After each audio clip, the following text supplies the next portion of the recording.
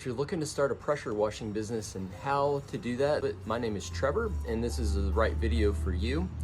And today I'm just going to talk about the X-Jet versus the Downstream injector, how to apply chemical. So if that interests you, then stick around, give me a follow, a like, and a share, and that will just help me get this content out to more people who want to hear about it. So I've been running my own pressure washing business for about 20 years now, and I've typically always used the Downstream injector for most of my chemical application. Now in the beginning years, I actually didn't do that.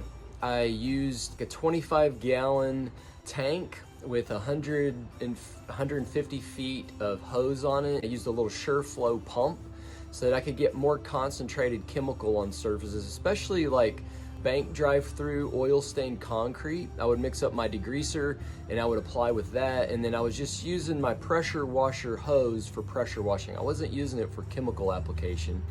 But then I started cleaning like vehicles and fleets, and I learned that it was a lot easier to use a Downstream injector, especially if I was switching chemical types and just applying it.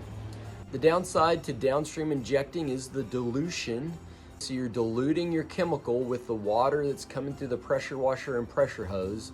And in my last video, I believe I went over some of that, but you're not going to be able to get a super high chemical percentage rate from a Downstream injector. There's some things you can do to increase it, but if you're wanting to do things like soft wash a roof, soft wash stucco or really moldy concrete, sometimes you can't get as much chemical as you need to clean it effectively. I do believe, and you can correct me if I'm wrong, that the X-Jet will give you more of a chemical solution, a higher percentage of chemical than a Downstream injector.